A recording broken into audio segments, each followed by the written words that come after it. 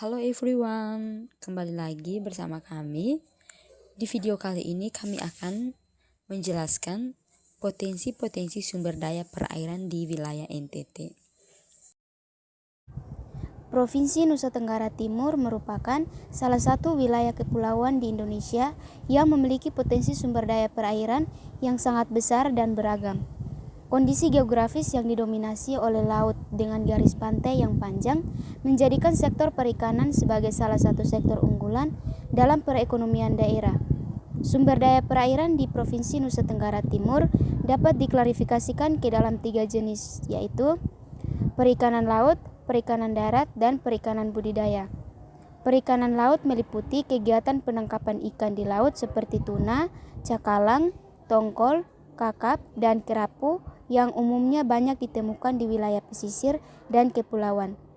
Perikanan darat mencakup pemanfaatan sumber air tawar seperti sungai, danau, embung, dan kolam untuk budidaya ikan seperti nila dan lele.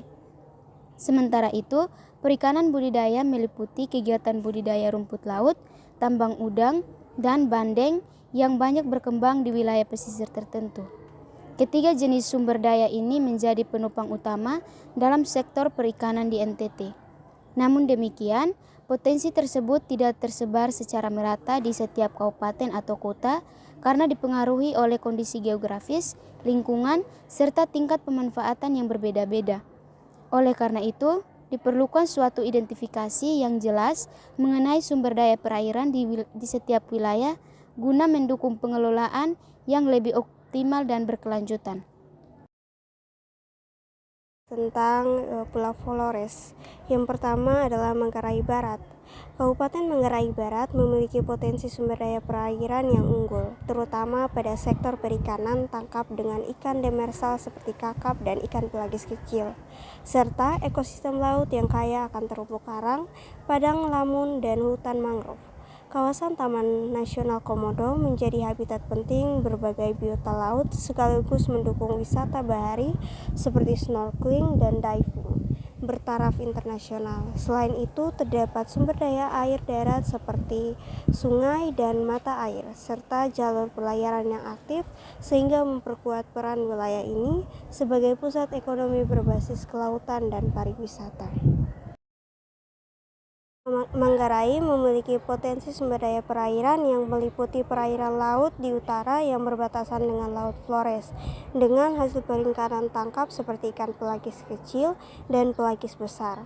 Selain itu, terdapat ekosistem pesisir berupa mangrove dan terumpu karang yang berpotensi untuk ekowisata. Sumber daya air tawar juga cukup besar, didukung oleh mata air, kawasan tangkap air seperti Watu Rute, serta sungai-sungai yang dimanfaatkan untuk irigasi dan budidaya perikanan air tawar, sehingga mendukung kebutuhan air dan perekonomian masyarakat. Yang ketiga adalah Manggarai Timur. Kabupaten Manggarai Timur memiliki potensi sumber daya perairan yang meliputi perairan laut di utara yang berbatasan dengan Laut Flores dengan hasil perikanan tangkap, serta wilayah pesisir selatan yang potensial untuk budidaya rumput laut dan ekosistem mangrove. Selain itu, terdapat sumber daya air darat berupa mata air dan sungai dari kawasan hutan seperti Taman Wisata Alam Ruteng yang dimanfaatkan untuk air bersih dan irigasi, serta potensi geowisata seperti danau dan mata air panas, sehingga mendukung sektor perikanan, pertanian, dan pariwisata.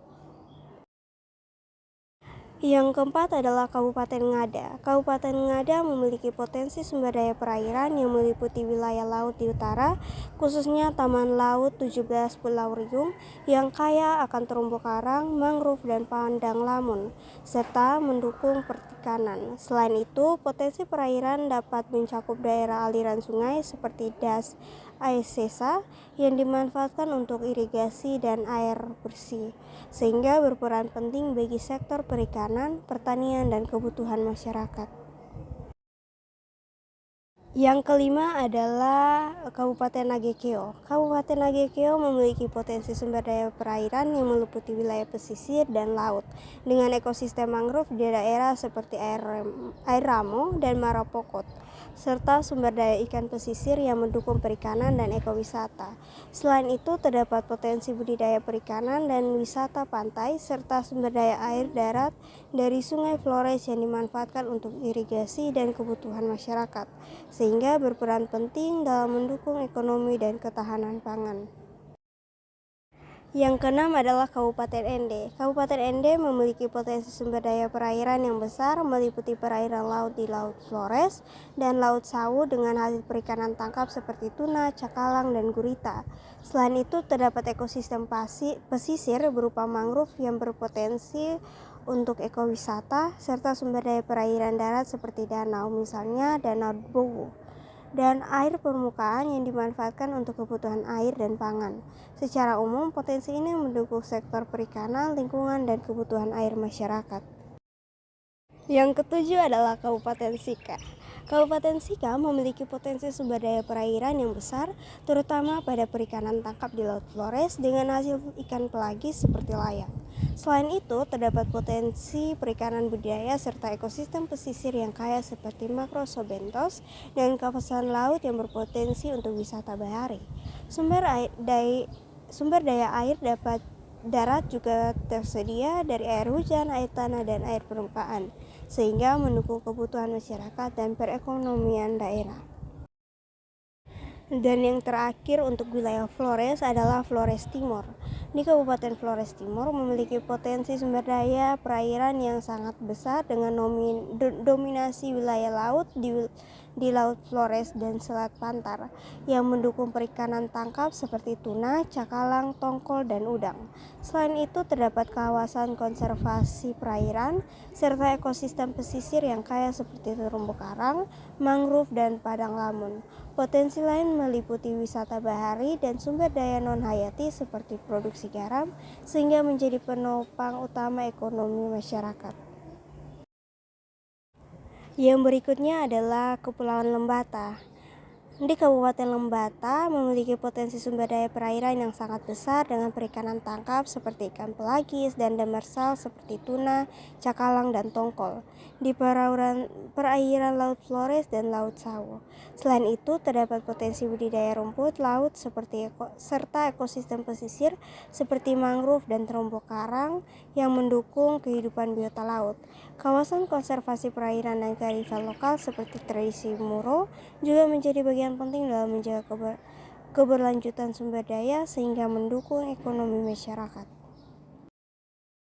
Berikut saya akan menjelaskan potensi sumber daya perairan yang berada di Pulau Alor. Kabupaten Alor memiliki potensi sumber daya perairan yang sangat besar, meliputi perikanan laut seperti ikan pelagis dan demersal, serta ekosistem pesisir yang kaya seperti terumbu karang, mangrove, dan padang lamun. Selain itu, terdapat kawasan konservasi seperti Selat Pantar yang mendukung kelestarian biota laut, termasuk mamalia laut seperti paus dan lumba-lumba. Baik, di sini saya akan menjelaskan potensi-potensi sumber daya perairan yang berada di Pulau Timur. Yang pertama, di Kota Kupang. Kota Kupang memiliki potensi sumber daya perairan yang terpusat di Teluk Kupang dengan perikanan tangkap seperti ikan pelagis kecil dan demersal, serta budidaya laut seperti rumput laut. Selain itu, terdapat ekosistem pesisir yang kaya meliputi mangrove, padang lamun, dan terumbu karang, serta dukungan sarana seperti pelabuhan perikanan Pantai Namosain. Sumber daya air tawar juga tersedia dari mata air sumur bor, sehingga mendukung kebutuhan masyarakat dan sektor perikanan. Yang kedua, Kabupaten Kupang. Kabupaten Kupang memiliki potensi sumber daya perairan yang besar, terutama perikanan tangkap dengan dominasi ikan pelagis di wilayah pesisir dan Teluk Kupang. Selain itu, terdapat potensi budidaya laut atau marikultur, serta ekosistem pesisir yang kaya seperti mangrove, padang lamun, dan terumbu karang. Potensi lain mencakup sumber daya non-hayati dan pemanfaatan perairan dangkal oleh nelayan tradisional, sehingga mendukung sektor perikanan, budidaya, dan pariwisata bahari. Yang ketiga, di Timur Tengah Selatan. Kabupaten Timur Tengah Selatan memiliki potensi sumber daya perairan yang meliputi wilayah pesisir di Laut Timur dengan hasil perikanan tangkap, seperti ikan pelagis dan demersal, seperti tuna, cakalang, dan kakap, serta potensi rumput laut dan terumbu karang. Selain itu, terdapat sumber daya perairan darat berupa mata air, sungai dalam wilayah Sungai Benanain, serta potensi budidaya air tawar. Potensi lain mencakup wisata pesisir seperti Pantai Kolbano, sehingga mendukung sektor perikanan, kebutuhan air, dan pariwisata. Yang keempat, Timur Tengah Utara. Kabupaten Timur Tengah Utara memiliki potensi sumber daya perairan yang meliputi perairan darat berupa mata air, air tanah, dan wilayah sungai seperti Sungai Benainan yang dimanfaatkan untuk kebutuhan air bersih. Selain itu, terdapat potensi pesisir di wilayah utara yang berbatasan dengan Laut Sawu dengan sumber daya perikanan, ekosistem mangrove, serta wisata pantai seperti Pantai Wini dan Tanjung Bastian, sehingga mendukung kebutuhan masyarakat dan ekonomi pesisir. Yang keenam, Kabupaten Malaka. Kabupaten Malaka memiliki potensi sumber daya perairan yang didominasi perikanan tangkap laut dengan ikan pelagis kecil sebagai sumber utama ekonomi masyarakat pesisir. Selain itu, terdapat ekosistem mangrove yang luas seperti kawasan cagar alam hutan bakau Maubesi yang berfungsi sebagai habitat biota laut. Potensi lain meliputi sumber air tawar dan mata air serta budidaya pesisir seperti tambak ikan, sehingga mendukung kebutuhan dan perekonomian masyarakat. Yang kelima, Kabupaten Belu. Kabupaten Belu memiliki potensi sumber daya perairan yang meliputi wilayah pesisir dan laut. Di Laut Timur dengan perikanan tangkap ikan pelagis kecil serta ekosistem mangrove yang luas. Selain itu, terdapat potensi pengelolaan perairan darat seperti daerah aliran Sungai Das, Talau, yang mendukung kebutuhan air, sehingga berperan penting dalam sektor perikanan dan perekonomian masyarakat. Baik, yang berikut Kepulauan Rotendao. Kabupaten Rotendao memiliki potensi sumber daya perairan yang besar, terutama perikanan laut atau pelagis dan demersal, serta budidaya rumput laut di kawasan teluk, seperti Teluk Mulut Seribu. Selain itu, terdapat ekosistem pesisir yang kaya meliputi terumbu karang, mangrove, dan padang lamun, serta kawasan konservasi seperti Suaka Marga Satwa Laut, Pulau Dana. Potensi lain mencakup wisata bahari dan jasa kelautan, sehingga mendukung sektor perikanan dan pariwisata daerah. Baik, yang berikut Kepulauan Sabu. Kabupaten Sabu Raya Jua memiliki potensi sumber daya perairan yang besar, terutama pada budidaya rumput laut, industri garam berkualitas tinggi, dan perikanan tangkap. Selain itu, terdapat ekosistem pesisir seperti terumbu karang yang mendukung kehidupan biota laut, serta potensi wisata bahari. Sumber daya air tawar juga tersedia meskipun terbatas, sehingga tetap mendukung kebutuhan masyarakat dan perekonomian daerah. Baik, yang berikut kita akan membahas Pulau Sumba. Yang pertama, Sumba Barat Daya. Kabupaten Sumba Barat Daya memiliki potensi sumber daya perairan yang meliputi perikanan laut serta ekosistem pesisir seperti mangrove dan biota laut atau kerang-kerangan di kawasan pesisir. Selain itu, wisata ini terhubung dengan kawasan konservasi Taman Nasional Perairan Laut Sawu serta memiliki potensi wisata bahari seperti Pantai Nihiwatu. Sumber daya air darat juga dimanfaatkan melalui irigasi sehingga mendukung sektor perikanan, pertanian, dan pariwisata. Yang kedua, Sumba Barat. Kabupaten Sumba Barat dan Sumba Barat Daya memiliki potensi sumber daya perairan yang besar, terutama perikanan laut atau ikan pelagis dan demersal, serta budidaya rumput laut.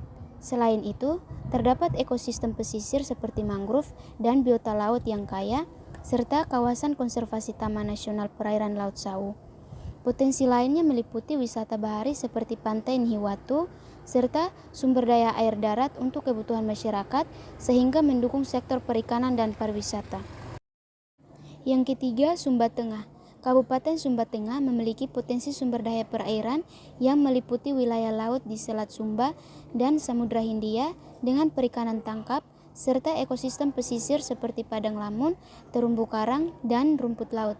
Selain itu, terdapat potensi perairan darat untuk budidaya ikan air tawar, serta keterkaitan dengan kawasan konservasi seperti Taman Nasional Perairan Laut Sawu, sehingga mendukung sektor perikanan dan ekonomi masyarakat. Yang keempat, Sumba Timur.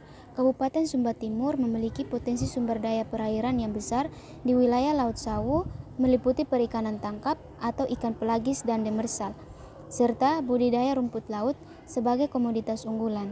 Selain itu, terdapat ekosistem pesisir seperti terumbu karang, serta kawasan konservasi seperti Taman Nasional Perairan Laut Sawu yang mendukung kelestarian biota laut. Potensi ini didukung oleh pengembangan budidaya dan sentra perikanan sehingga menjadi sumber utama ekonomi masyarakat pesisir. Jadi kesimpulannya, setiap kabupaten atau kota di NTT memiliki potensi sumber daya perairan yang berbeda-beda. Daerah kepulauan cenderung memiliki potensi perikanan laut yang tinggi, sedangkan daerah daratan lebih terbatas. Oleh karena itu, diperlukan strategi pengelolaan yang sesuai dengan karakteristik masing-masing wilayah. Sekian hasil presentasi dari kelompok kami. Kami mohon maaf jika terdapat kesalahan. Terima kasih.